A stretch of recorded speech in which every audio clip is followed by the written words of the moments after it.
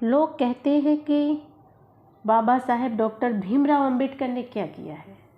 ये मत सोचो कि क्या नहीं किया है, ये सोचो कि उन्होंने क्या नहीं किया है।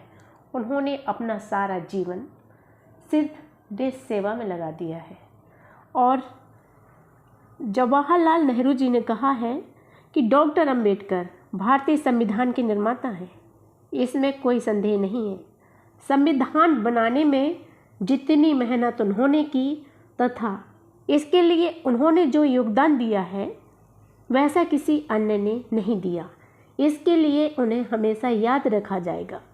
हिंदू कोड बिल के माध्यम से हिंदू कानूनों में जैसा क्रांतिकारी सुधार वह चाहते थे वैसा तो नहीं हो सका, लेकिन मुझे खुशी है कि डॉक्टर अंबेडकर अपने जीवन में हिंदू कानूनों में कुछ सुधार देख सके।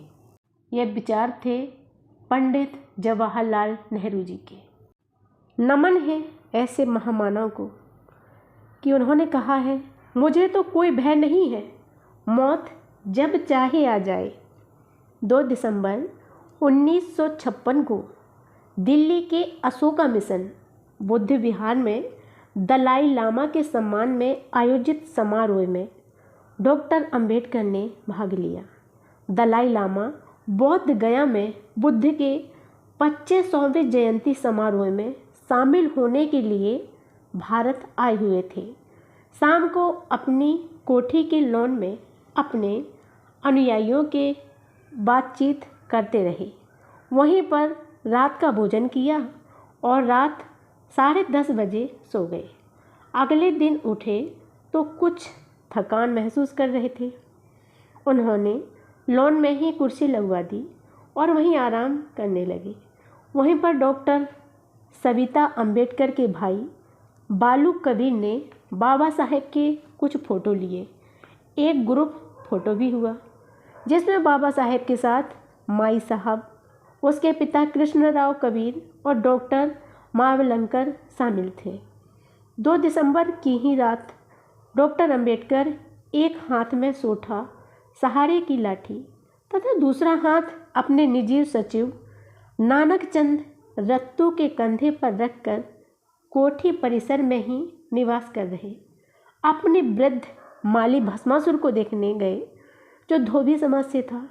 वह पिछले 3 दिन से तेज बुखार व खांसी से निढाल था। उसकी गरीब पत्नी चारपाई के पास खड़ी थी। उसे बहुत डर लग रहा था कि यदि वह मर गया तो उसका परिवार बर्बाद हो जाएगा। बिस्तर पर लेटे हुए ही उसने हाथ जोड़कर मुस्कुराते हुए बाबा साहेब का सत्कार करते हुए प्रणाम किया। बाबा साहेब के मानवीय गुणों से अच्छी तरह परिचित वह माली उसके दुख दर्द पूछने आए बाबा साहेब के सामने जोर जोर से रोने लगा। बाबा साहेब की दयालुता से उसकी आंखें भर आईं।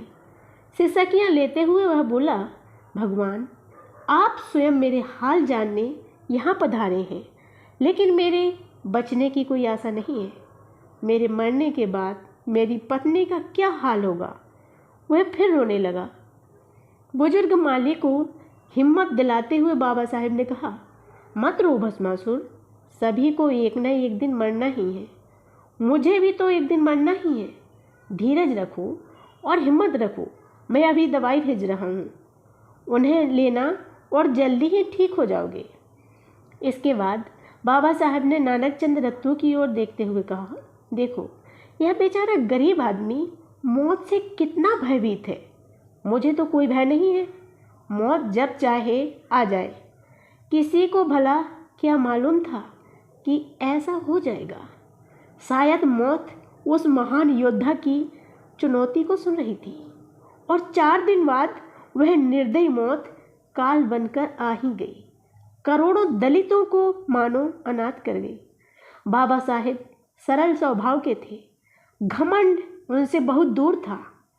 साधारण व्यक्तियों से भी वह बहुत स्नेह से मिलते और बातचीत करते थे। मन लगा भारत को फिर से बौद्धमय बनाने में। 3 दिसंबर की सुबह बाबा साहेब ने नानक चंद रत्तू को कहा कि वह 14 दिसंबर को रेलवे रिजर्वेशन के लिए पूछताछ करे। उन्हें 16 दिसंबर को बुद्ध धम्म की दीक्षा के लिए बम्बई जाना था। इसके बाद उन्होंने अपनी लाइब्रेरी से मार्कस की किताब दास कैपिटल को निकाला और अपनी किताब बुद्ध और कार्ल मार्क्स का आखिरी चैप्टर पूरा कर टाइप करने के लिए दे दिया।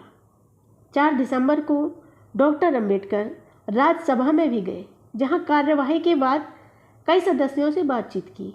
उस समय किसी को नहीं लग रहा था कि डॉक्टर अंबेडकर इतने जल्दी उनसे पिछुड़ जाएंगे और यह उनकी आखिरी मुलाकात होगी।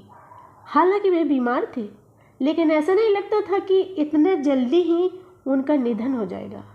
हालांकि उन्होंने नई राजनीतिक party Republican party of India भी बनाई थी, लेकिन उनका मन अब राजनीति से उठ चुका था। वह राज्यसभा के सम्मानित सदस्य थे। बाबा साहेब खराब स्वास्थ्य के बावजूद भी राज्यसभा में मौजूद रहते थे। दरअसल बौद्ध धर्म की दीक्षा के बाद तो उनका मन बुद्ध की मानवतावादी शिक्षाओं का प्रचार तेज करने में वह लग गया था। पूरे देश को बौद्धमय बनाने के लिए वह बहुत गंभीर थे। इसी सिलसिले में वह रंगून, श्रीलंका और नेपाल के धम्म समारोहों में भाग लेने गए थे। इसके अलावा लंबे समय से बुद्ध के जीवन व शिक्षाओं पर एक सरल धम्म ग्रंथ भी लिख रहे थे। इसके लिए उन्होंने बौद्ध साहित्य के ढेरों ग्रंथ पढ़ रखे थे। 4 दिसंबर की शाम उन्होंने रत्तू से 2 जरूरी लेटर टाइप करवाए। एक आचार्य KP अत्रे को और दूसरा समाजवादी नेता SM जोशी को भेजना था, जिसमें उन्हें नई पार्टी RPI में शामिल होने के लिए लिखा। वे दोनों संयुक्त महाराष्ट्र आंदोलन के प्रमुख थे। एक अन्य लेटर बैरिस्टर SV समर्थ को भी लिखवाया, जिसमें उन्होंने पूछा कि बम्बई प्रवास के दौरान क्या उनके भाई की कोठी उपलब्ध हो सकेगी। कुछ कारणवश 14 दिसंबर को रेल से बम्बई जाने का प्रोग्राम बदल गया और हवाई जहाज़ से ही जाने का तय किया। बाबा साहेब के ससुर साला व जाधव 4 दिसंबर की शाम को ट्रेन से ही बम्बई के लिए रवाना हो गए। उस दिन रात 1:30 बजे तक रत्तू टाइप करते रहे और बाबा साहेब के निवास 26 आलीपुर रोड पर ही सो गए। 5 दिसंबर को सुबह रत्तू ने देखा कि बाबा साहेब सोए हुए थे और बाद में लगभग 8:45 बजे। वैसे वीडियो काफ़ी लंबा हो जाएगा, क्योंकि मैं उनकी पूरी कहानी एंड तक बताने वाली हूँ कि डॉक्टर अंबेडकर की मृत्यु कैसे हुई, क्या क्या हुआ, क्या क्या नहीं हुआ। तो आप वीडियो को पूरा सुनिएगा। मुझे अच्छा लगेगा अगर आप हमारे चैनल को लाइक, सब्सक्राइब एंड शेयर कर रहे हैं। अगर आप हमारे फेसबुक पेज पर हैं तो उसे फॉलो ज़रूर करिएगा। जग गए उन्होंने बाबा साहेब से आज्ञा ली और साइकिल से ही अपने सरकारी ऑफिस चल दिए। रास्ते में किसी रेस्टोरेंट में खाना खाया और ऑफिस पहुंच गए। दरअसल बाबा साहेब के जीवन में निजी सचिव नानक चंद रत्तू का महान योगदान है। वह अपनी सेंट्रल गवर्नमेंट सर्विस के साथ सुबह शाम घर से लंबी दूरी पार कर बाबा साहेब के पास आते थे और सारे पत्र व ग्रंथों की टाइपिंग करते थे। वे बाबा साहेब को बहुत सेवा व सम्मान देते थे। उनकी लिखी हुई पुस्तक बाबा साहेब अम्बेडकर संस्मरण व स्मृतियाँ पढ़ते समय बार बार आंखें नम हो जाती हैं। डॉक्टर अंबेडकर के जीवन के आखिरी दिनों के हर पल के वह साक्षी रहे थे। दिल्ली में सोहनलाल शास्त्री, देवी दयाल व शंकरानंद शास्त्री भी बाबा साहेब के प्रमुख निकट सहयोगी थे। उस दिन दोपहर को डॉक्टर सविता व डॉक्टर मावलंकर दोनों खरीदारी व घूमने के लिए बाजार गए हुए थे। बाबा साहेब के ससुर व साला पिछले दिन बम्बई जा चुके थे, लेकिन डॉक्टर मावलंकर अभी दिल्ली ही रुका हुआ था। काफ़ी समय बाद बाबा साहेब ने 2-3 बार घंटी बजाई, पत्नी के बारे में पूछताछ की, लेकिन उस समय तक डॉक्टर सविता बाजार से वापस नहीं लौटी थी। शाम हुई तो रसोइये सुदामा ने लाइट जलाई और बाबा साहेब को स्नान घर की ओर ले गया ताकि लघु शंका आदि कर ले। चाय पी और थोड़ी देर बाद फिर पूछताछ की, लेकिन तब तक भी डॉक्टर सविता नहीं लौटी तो बाबा साहब का चेहरा गुस्से से लाल हो गया। सेवक रत्तू 6 बजे आए और देखा तो बाबा साहब गुस्से में थे। उन्होंने रत्तू को कुछ मैटर टाइप करने के लिए दिया। इसी दौरान डॉक्टर सविता अम्बेडकर और डॉक्टर मावलंकर दोनों ने कोठी में प्रवेश किया। जब पत्नी बाबा साहब के सामने आई तो उन्होंने बुरी तरह डांटते हुए कहा, मैं दर्द के कारण करा रहा हूँ और तुम सैर सपाटे करती फिर रही हो। डॉक्टर मावलंकर यह सब दूसरे कमरे में बैठा सुन रहा था। डॉक्टर सविता ने नानक चंद रत्तू को कहा कि वह साहब को शांत करा दें। आखिर रत्तू के अनुरोध पर डॉक्टर अम्बेडकर शांत हुए। बाबा साहब के निकट सहयोगियों द्वारा ऐसा लिखा गया है कि दोनों के बीच मनमुटाव तो काफ़ी समय से चल ही रहा था, लेकिन इस दिन से तलाक देने का पक्का मानस बना लिया था। इससे पहले काठमांडू यात्रा के दौरान वह कई बार ऐसी हालत आ चुकी थी। रात 8 बजे तक बाबा साहब क्रोध से उबर कर बिल्कुल शांत हो गए। पहले से तय समय के अनुसार जैन अनुयायियों का एक प्रतिनिधिमंडल उनसे मिलने आया। रत्तू के कंधे का सहारा लेकर वह ड्राइंग रूम में आए। शांत वातावरण में जैन व बुद्ध धर्म पर चर्चा हुई। जैन अनुयायियों बाबा साहब के साथ चर्चा से बहुत प्रभावित हुए और एक पुस्तक जैन और बुद्ध भेंट की। उन्होंने यह भी अनुरोध किया कि वह अगली जैन सभा में भाग लेवे और जैन मुनि से विचार विमर्श करें। बाबा साहब ने विनम्रता से कहा कि उनका स्वास्थ्य ठीक रहा तो जरूर शामिल होंगे। जिस समय जैन नेताओं से धर्म चर्चा चल रही थी, उसी दौरान डॉक्टर मावलंकर कोठी से निकल गया और हवाई जहाज द्वारा रात को ही बंबई चला गया। पारिवारिक अशांत माहौल के कारण बाबा साहब का काफ़ी उदास हो गए थे। उन्होंने रत्तू से कहा कि वह उनके सिर में तेल से हल्की मालिश कर दे। उन्होंने मालिश की तो बाबा साहब को आराम मिला। फिर पैरों को दबाया। वह आराम मिलने से कुछ प्रसन्न नजर आए। शांत वातावरण में अचानक रत्तू को कुछ गीत गुनगुनाने की मधुर धीमी आवाज़ सुनाई दी। आवाज़ कुछ तेज व साफ हुई तो मालूम हुआ कि यह तो बाबा साहेब ही बुद्धम शरणम गच्छामि गा रहे थे। उन्होंने रत्तू को कहा कि वह इसी गीत का रिकॉर्ड रेडियोग्राम पर चलाए। रेडियोग्राम पर बज रहे बुद्धम शरणम गच्छामि के साथ डॉक्टर अम्बेडकर भी गाते हुए अपने दाहिने हाथ की उंगलियों से सोफे पर संगीत पैदा कर रहे थे। रत्तू उनकी सेवा करते रहे। त्रिशरण गान की रिकॉर्ड चलती रही और वह बड़े शांत चित्त और सुर के साथ बुद्धम शरणम गच्छामि को गाते रहे। तथागत बुद्ध के प्रति सदा से वह गाने में बहुत ही तल्लीन हो गए थे। इसी दौरान रसोइया सुदामा गंगावने ने आकर खबर दी कि भोजन तैयार है। बाबा साहब ने कहा कि वह थोड़े से चावल खाएंगे और कुछ नहीं। वह अब भी गीत गुनगुनाने में ध्यान मग्न थे। थोड़ी देर बाद सुदामा वापस भोजन के लिए आग्रह करने आया। बाबा साहब डाइनिंग हॉल की तरफ जाने के लिए खड़े हुए। रत्तू के कंधे पर हाथ रखकर चलते हुए वह अलमारियों के पास गए और कुछ किताबें निकलवाईं। कुछ अन्य किताबों पर भी उनकी नज़र पड़ी, जिन्हें टेबल पर रखने के लिए रत्तू को कहा ताकि वह रात को न पढ़ सके। बाबा साहब दूसरी कई किताबों को प्रेम से निहारते रहे। आखिर यही तो उनकी सच्ची मित्र थी। रत्तू की सहायता से वह रसोई घर की ओर मुँह कर अपने कुर्सी पर बैठ गए। उन्होंने थोड़ा सा भोजन लिया और रत्तू को सिर दबाने के लिए कहा। 5 मिनट के बाद उन्हें कुछ आराम मिला और हाथ में लकड़ी के सोटा लेकर कबीर का भजन चल कबीरा तेरा भवसागर डेरा, अर्थात भवसागर को पार करने के बाद इंसान अपना गंतव्य स्थान प्राप्त करता है। भजन को गुनगुनाते हुए खड़े हुए और किचन से अपने बेडरूम में गुनगुनाते हुए गए। रात 11:15 बजे बाबा साहब अपने बिस्तर पर लेट गए और रत्तू धीरे धीरे पैर दबाते रहे।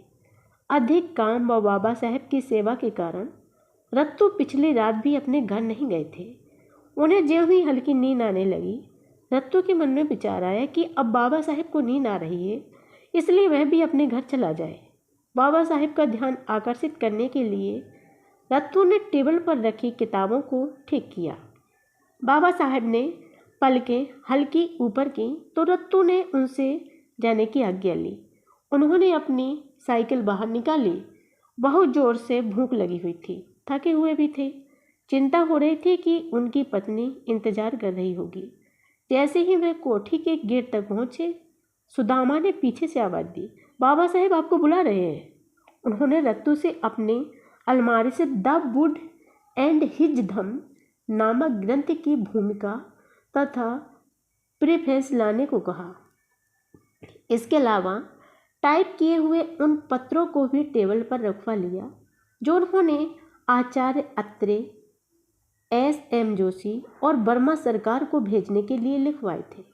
उन्होंने कहा, मैं रात को फिर से ग्रंथ की भूमिका व प्रीफेस को पढ़कर देखूंगा और पत्र भी पढ़ूंगा। अगले दिन में सभी पत्र भेजे जाने थे। पीछे डॉक्टर अंबेडकर के निवास कोठी पर डॉक्टर सविता और रसोइया सुदामा के अलावा कोई नहीं गए। आखिर किसे पता था कि उस रात मानवता का मसीहा और देश का सच्चा सपूत चुपचाप हमसे पिछुड़ जाएगा। उस रात Baba Saheb the Buddha and his धम्म ग्रंथ के लिए लिखी हुई भूमिका व प्रस्तावना को चेक करना चाहते थे। इस ग्रंथ को जल्दी ही छपवाना चाहते थे। पिछले 16 साल से इस ग्रंथ को लिख रहे थे। इसके लिए बौद्ध साहित्य के विशाल भंडार को खंगाल दिया था। काफ़ी भाग लिखते संतुष्ट नहीं होते तो डिलीट कर देते थे और फिर लिखते थे, फिर डिलीट कर देते थे। 16 वर्ष में उनके कई ग्रंथ प्रकाशित हुए, लेकिन धम्म प्रचार के लिए लिखे गए इस महत्वपूर्ण ग्रंथ में काट छांट होती रही। आखिर वह दुनिया को बौद्ध धम्म का एक सरल, सहज लेकिन प्रभावशाली ग्रंथ देना चाहते थे। इसलिए उन्होंने अपने आप को पूरी तरह से झोंक दिया था। वह इसमें कोई कमी नहीं छोड़ना चाहते थे और ऐसा ही हुआ। आखिर यह उनके महाप्रयाण के बाद ही छप पाया। आज इस ग्रंथ की लोकप्रियता दिनों दिन बढ़ रही है और दुनिया की कई भाषाओं में छपकर मानवता का प्रचार कर रहा है। महामानव का महाप्रयाण परिनिर्वाण 6 दिसंबर को सुबह 6:30 बजे माई जी अम्बेडकर उठी। देखा तो बाबा साहेब सो रहे थे। हमेशा की तरह कोठी के बगीचे में थोड़ी देर टहलकर बाबा साहेब को जगाने के लिए गईं। उनके पैर एक तकिए पर आराम की स्थिति में थे। उन्होंने बाबा साहेब को जगाने की कोशिश की, लेकिन उनके शरीर में कोई गति नहीं देखकर वे काफ़ी डर गईं। उन्हें मालूम हुआ कि उनके पति हमेशा के लिए गहरी नींद में सो चुके हैं, तो उन्हें आघात सा लगा और 9:15 बजे रत्तू को उनके घर देवनगर करोल बाग से लाने के लिए सुदामा के साथ गाड़ी भेज दी। सुदामा को अचानक गाड़ी के साथ अपने घर देखकर नानक चंद रत्तू को आभास हो गया कि जरूर कुछ अनहोनी हुई है। वह उसी पल गाड़ी के साथ 26 अलीपुर रोड पर बाबा साहेब के निवास पहुंचे। वहां देखा तो बाबा साहेब का देहांत हो चुका था। उनके दिल पर दुख का भारी वज्रपात पड़ गया और रोते हुए चीख निकली, बाबा साहेब यह क्या हो गया। सारे घर में दुख का कोहराम मच गया। कुछ देर बाद रत्तू ने अपने आप को संभाला। नानक चंद रत्तू व डॉक्टर सविता ने बाबा साहेब के हाथ पैर दबाए, शरीर को हिलाया डुलाया, कृत्रिम सांस देने की भी कोशिश की, लेकिन तब तक बहुत देर हो चुकी थी। रात को किस समय देहांत हुआ यह कोई नहीं जान सका। वह चुपचाप ही करोड़ों गरीबों व वंचितों को रोता बिलखता छोड़कर चल दिए। जीवन भर अन्याय तथा अत्याचार के खिलाफ संघर्ष करते हुए विद्रोह की आवाज़ बुलंद करने वाला वह विद्वान विद्रोही वीर, बुद्ध का मार्ग बताने वाला महामानव, राग द्वेष मोह व लोभ से नाता तोड़कर बिना किसी तरह की आवाज़ आहट किए चुपचाप ही चल दिया। इतिहास का एक गौरवशाली अध्याय समाप्त हो गया। उस बोधिसत्व के महाप्रयाण अनंत ब्रह्मांड में विलीन हो चुके थे। पत्नी डॉक्टर सबिता जोर जोर से रोने लगी। रत्तू व अन्य भी बाबा साहेब की मृतदेह के पैरों को पकड़कर फूट फूट कर रोने लगे। वह घुटनों के बल झुककर अपने मालिक से रोते हुए गुहार करने लगे, बाबा साहेब, मैं आपकी सेवा के लिए आ गया हूँ, मुझे काम दीजिए बाबा साहेब। रत्तू ने संभल कर आगे की कार्यवाही करना शुरू कर दी। उन्होंने इस दुखद समाचार को बाबा साहेब के निकट सहयोगियों, केंद्र सरकार के मंत्रियों तथा सरकार को टेलीफोन पर बताया। पिछले 25 वर्षों से बाबा साहेब के सहयोगी कई सरकारी अधिकारी सकरानंद व सोहनलाल शास्त्री भी आ गए और मृत शरीर के पांव पकड़कर जोर जोर से रोने लगे। अपने परिनिर्वाण के लगभग 10 साल पहले बाबा साहेब ने कहा था, जब तक शोषित वंचित समाज की सेवा के लिए मेरे अस्तित्व की जरूरत होगी तब तक मुझे उम्र का लाभ मिलेगा। उनके इसी दृढ़ विश्वास का श्रद्धा के कारण उनके जीवन में कई शारीरिक, आर्थिक व राजनीतिक उतार चढ़ाव आए। कई बार मुश्किलों का सामना करते हुए कमल की तरह खिलकर बाहर निकले। वह कभी कभी प्रकृति से कामना करते थे कि यदि ज़्यादा नहीं तो अपने मिशन को पूरा करने के लिए जितनी ज़रूरत है उतनी उम्र तो जरूर दे। शायद उन्हें ऐसा आभास हुआ होगा कि महामानव मानव कल्याण के अपने उद्देश्यों को पूरा करने के बाद ही दुनिया से विदा होते हैं। उन्होंने 4 साल पहले ही अपने निकट सहयोगी भाऊराव गायकवाड़ को बता दिया था कि अब वह ज़्यादा समय जिंदा नहीं रह पाएंगे, इसलिए आप सभी अपने दिल को अभी से वैसा मजबूत बना लें। बाबा साहेब के देहांत की दुखद खबर जंगल में आग की तरह तेजी से दिल्ली शहर व देश भर में फैल गई। सुबह 10 बजे से ही बाबा साहेब के अंतिम दर्शन के लिए 26 अलीपुर रोड में उनके बंगले पर लोग पहुंचने लगे। शाम 7 बजे तक हजारों नर नारी वहां आते रहे। लंबी लाइन में खड़े होकर अपने मसीहा के आखिरी दर्शन के लिए लोग खड़े थे। सभी की आंखें नम थीं। आखिर देश का एक सच्चा सपूत इस देश की महान सेवा कर चुपचाप ही चला गया था। दुख की यह खबर सिद्धार्थ कॉलेज बम्बई से टेलीफोन द्वारा बम्बई शहर में सहयोगियों व अनुयायियों को दी गई। वहां यह भी सूचित कर दिया कि रात को हवाई जहाज से बाबा साहेब का पार्थिव शरीर बम्बई लाया जाएगा। इसके बाद एयरपोर्ट के आसपास भी हजारों की संख्या में लोग जमा हो गए। बाबा साहेब के बम्बई निवास राजगृह पर भी काफ़ी नर नारी इकट्ठा हुए। खबर के बाद राजधानी दिल्ली व देश भर में शोक छा गया। राष्ट्रीय नेताओं ने उन्हें मार्मिक श्रद्धांजलियां अर्पित की। प्रधानमंत्री नेहरू ने कहा, डॉक्टर अंबेडकर हिंदू समाज के दमनात्मक कार्य के खिलाफ किए गए विद्रोह के प्रतीक थे। बाबा साहेब राज्यसभा के सदस्य होने के कारण राज्यसभा में शोक प्रस्ताव पारित कर मौन श्रद्धांजलि के बाद राज्यसभा की बैठक स्थगित कर दी गई। ऑल इंडिया रेडियो पर समाचार का प्रसारण किया गया। खबर सुनते ही प्रधानमंत्री जवाहरलाल नेहरू बाबा साहेब के निवास स्थान पर आए। डॉक्टर अंबेडकर की प्रतिभा से नेहरू बहुत प्रभावित थे, इसलिए उनके मंत्रिमंडल में अंबेडकर को कानून मंत्री का पद स्वीकार करने का आग्रह किया था। प्रधानमंत्री नेहरू विदेशी मेहमानों के समक्ष कानून मंत्री डॉक्टर अंबेडकर का परिचय कराते हुए कहते थे, अंबेडकर केंद्रीय मंत्रिमंडल में एक अनमोल रत्न है। इनके अलावा बाबा साहेब उनसे संसद सदन के हॉल यानी किसी समारोह में मिलते थे तो उनकी सेहत के बारे में जरूर पूछते थे। पंडित नेहरू ने बंगले पर आते ही गहरी संवेदना जताते हुए हमदर्दी से डॉक्टर सबिता अंबेडकर से बाबा साहेब के निधन की जानकारियां ली। बाबा साहेब की उम्र भी पूछे तो सोहनलाल शास्त्री ने सारी जानकारियां देते हुए बताया कि उनकी उम्र लगभग 65 वर्ष की थी और डायबिटीज से पीड़ित थे। पिछली रात ही उन्होंने महान ग्रंथ बुद्ध और उनका धम्म को पूरा कर पहले लिखी हुई भूमिका को फिर से देखा था।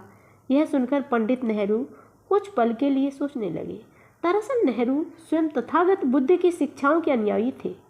नेहरू ने बाबा साहेब की पत्नी व अन्य सहयोगियों के साथ यह भी चर्चा की कि अंतिम यात्रा के संबंध में सरकार द्वारा कैसी व्यवस्था की जाए तथा आप सभी की क्या इच्छा है। तत्कालीन गृह मंत्री गोविंद बल्लभ पंत, जगजीवन राम, राजकुमारी अमृता कौर तथा राज्यसभा के उपसभापति भी वहां श्रद्धांजलि अर्पित करने आ गए।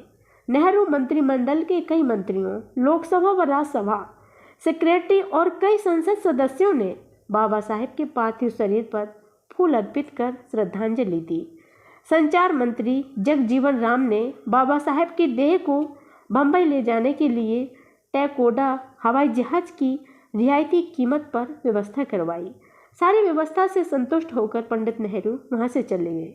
आकाशवाणी से खबर फैलती ही करोड़ों भारतीयों की आंखें नम हो गईं। डॉक्टर अंबेडकर के आवास के बाहर भारी भीड़ जमा हो चुकी थी। आसपास के क्षेत्र में ट्रैफिक जाम हो गया। दोपहर 2-3 बजे बाबा साहेब के पार्थिव शरीर को बम्बई ले जाना तय हुआ था, लेकिन हवाई जहाज की व्यवस्था होने में समय लगने से देर हो गई। हवाई जहाज का समय रात 10:30 बजे बतलाया गया।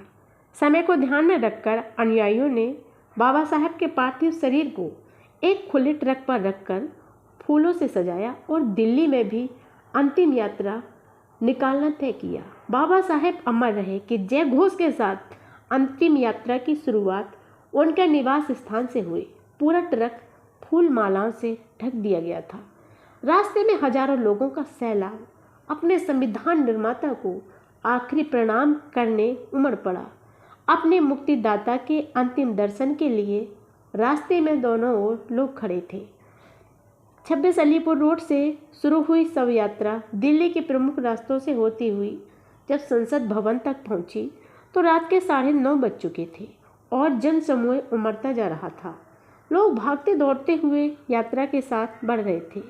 चूँकि डैकोटा हवाई जहाज रात 10 बजे उड़ना था, इसलिए लोगों से जल्दी चलने का अनुरोध कर ट्रक को तेज गति से चलाकर पार्थिव शरीर को हवाई अड्डे जल्दी पहुंचाना पड़ा। वहां भी हजारों की भीड़ भीगी आंखों से इंतजार कर रही थी। आखिर रात 10:30 बजे डैकोटा बाबा साहेब की देह को लेकर बम्बई रवाना हो गया। बाबा साहेब की अर्थी के साथ जाने वाले 11 व्यक्तियों में श्रीमती सविता, नानक चंद रत्तू, सोहनलाल शास्त्री, डॉक्टर भदंत आनंद कौशल्यायन, शंकरानंद शास्त्री, संत तुलसा दास ईजी, पूरनचंद मुंशीराम भारद्वाज, रामकिशन, हेम्मी और सेवक सुदामा थे। लाखों नर नारियों ने वहां अपने मसीहा को भावभीनी श्रद्धांजलि अर्पित की। यह उन सभी के लिए असहनीय दुख की वेला थी। कहा जाता है कि दिल्ली के इतिहास में इतनी विशाल शव यात्रा पहले कभी नहीं निकली। बम्बई में भी बाबा साहेब के देहांत की खबर आग की तरह फैल गई। बम्बई के सांता क्रूज एयरपोर्ट पर 6 दिसंबर की शाम से ही लोग पहुंचने शुरू हो गए थे। रात तक वहां शोक में डूबे लाखों लोग बाबा साहेब के अंतिम दर्शन के लिए मौजूद थे। कुछ लोग तो दुख में बेहोश हो गए, कई विलाप कर रहे थे। इस अनहोनी को लोग सहन नहीं कर पा रहे थे। 7 दिसंबर को सुबह 3 बजे एरोप्लेन बम्बई के सांता क्रूज एयरपोर्ट पर पहुंचा। वहां से एक विशाल जुलूस के साथ देह को दादर स्थित बाबा साहेब के निवास राजगृह लाया गया। आम जनों के अलावा कई क्षेत्रों के विद्वान भी वहां मौजूद थे। सभी शोक में डूबे हुए थे। सुबह का उजाला होने तक वहां अपार भीड़ एकत्र हो गई। आसपास के इलाके में पैर रखने को जगह नहीं थी और अभी भी दूर दूर से दुख में विलाप करते हुए लोग राजगृह की ओर आ रहे थे। सब यात्रा को राजगृह पहुँचते पहुँचते सूरज निकल आया। बाबा साहेब के प्रति श्रद्धा प्रकट करने के लिए बम्बई, नागपुर, सोलापुर आदि कई शहरों में बाजार बंद रहे। बम्बई में तो उनके सम्मान में सारे बाजार, मिलें, फैक्ट्री आदि बंद रहे। बम्बई के इतिहास में शोक व दुख का ऐसा सागर पहले कभी नहीं उमड़ा था। अहमदाबाद, गुजरात में भी कपड़ा मिलें बंद रहीं। 7 दिसंबर को सुबह 7 बजे बाबा साहेब की शव यात्रा दादर में राजगृह पहुंची। उस समय महाथेरा भदंत आनंद कौशलायन ने बौद्ध धर्म के अनुसार त्रिशरण वंदना के साथ पवित्र शरीर को राजगृह के एक कमरे में रखवाया। कमरा भी श्रद्धा के फूलों से सजा हुआ था। मोमबत्तियां व अगरबत्तियां जल रही थीं। वहीं पर बुद्ध वंदना की गई। बाहर हजारों लोग दहाड़ मार कर रो रहे थे। वे कह रहे थे, अब हमें मुक्ति का मार्ग कौन बताएगा? अब हमारे जीवन में धम्म का उजियारा कौन फैलाएगा? दोपहर तक अंतिम संस्कार की सारी व्यवस्था पूरी कर ली गई। बाबा साहेब के शव को एक ट्रक पर रखकर श्रद्धा के फूलों से सजाया गया। सिरहाने की ओर उनके आदर्श भगवान बुद्ध की प्रतिमा रखी हुई थी। महाराष्ट्र व देश के कोने कोने से लोग निरंतर आ रहे थे। दोपहर लगभग 2 बजे भारत के शोषितों वंचितों की मुक्ति के प्रथम पुरुष की अंतिम यात्रा दादर राजगृह से शुरू हुई। इस यात्रा में लगभग 10 लाख लोग शामिल हुए।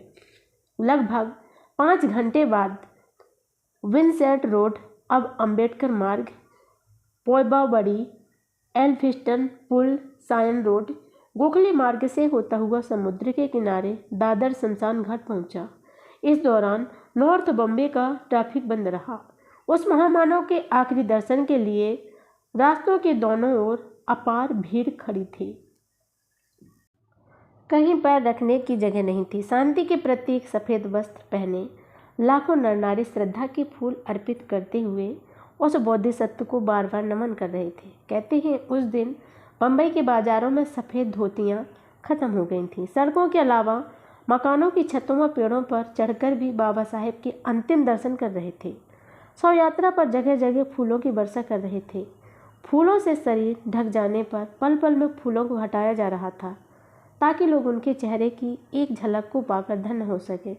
ट्रक पर बाबा साहेब के परिजन व कुछ गणमान्य लोग मौजूद थे। दादर से शिवाजी नगर चौपाटी के शमशान घाट तक अपार भीड़ थी।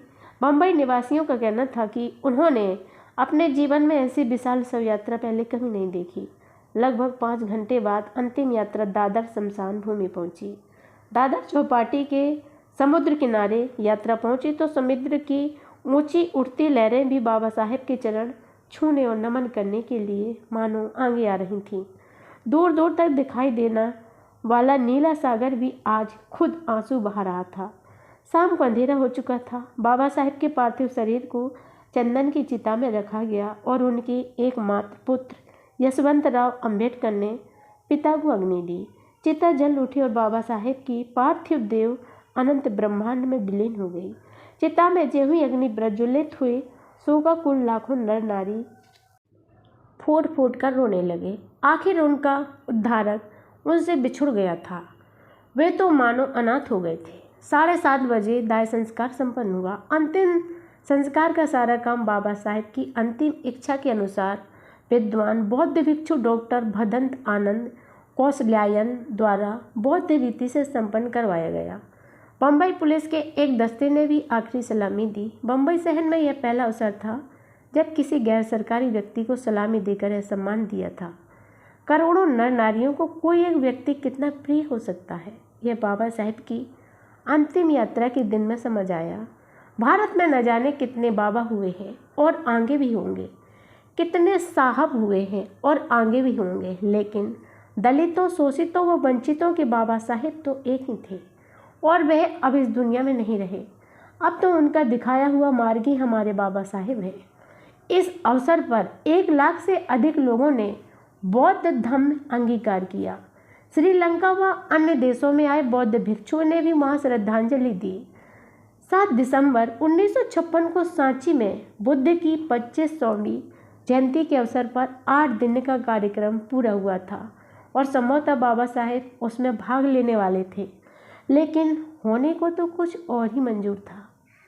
शमशान स्थल पर आयोजित शोक सभा में भिक्षु आनंद कौशल्यायन ने कहा, डॉक्टर अंबेडकर एक महान नेता थे। वह ये पुरुष थे जिन्होंने जीवन भर देश की सेवा कर परिनिर्वाण प्राप्त किया है। महाराष्ट्र दलित फेडरेशन के अध्यक्ष दादा साहेब गायकवाड़ ने कहा, 16 दिसंबर को लाखों दलितों को बौद्ध धम्म की दीक्षा देने के लिए बाबा साहेब 14 दिसंबर को बम्बई आने वाले थे। दुख की बात है कि वह आज इस रूप में यहाँ आए हैं। आज उनकी चिता के सामने उनकी इच्छा पूरी करने की प्रतिज्ञा करेंगे। उपस्थित जन समूह ने हाथ खड़े किए। इसके बाद भदंत आनंद कौशल्यायन द्वारा 22 प्रतिज्ञाओं के साथ 1 लाख लोगों ने बौद्ध धम्म की दीक्षा ली। शोक सभा में दैनिक मराठा अखबार के संपादक आचार्य पी.के. अत्रे, जो जन्म से ब्राह्मण थे और बाबा साहेब के प्रशंसक व मित्र थे, उन्होंने कहा, बाबा साहेब ने हिंदू धर्म से विरोध नहीं किया, बल्कि उसे सुधारने का प्रयास किया। बाबा साहेब की मृत्यु यानी एक महान जीवन का अंत हुआ। आज अन्याय और अत्याचार के खिलाफ संघर्ष का यह युग समाप्त हो गया। जीवन में जहाँ भी अन्याय और अत्याचार देखा, भीम ने पीड़ितों व शोषितों के पक्ष में आवाज़ उठाई। छुआछूत हटाओ, जाति भेद मिटाओ, मनुस्मृति चलाओ, ऐसा कहने वाला यह युग पुरुष भारतीय संविधान का शिल्पकार बना। बौद्ध धर्म अपनाकर हिंदू धर्म से कोई बदला लेने की उनकी रत्ती भर भी इच्छा नहीं थी। यदि उनकी इच्छा के अनुसार लोकसभा हिंदू कोड बिल को पास कर देती तो नारी के वह मुक्तिदाता शायद धर्मांतर नहीं करते। हिंदू धर्म के सुधार करने के लिए ही उन्होंने क्रांतिकारी फैसला किया, बदला लेने के लिए नहीं। उनको हमने हर कदम पर अपमानित किया। समाज ने बहुत सताया, सरकार ने भी खूब सताया। उनके हर सुधारवादी कदम का रूढ़िवादी लोगों ने विरोध किया।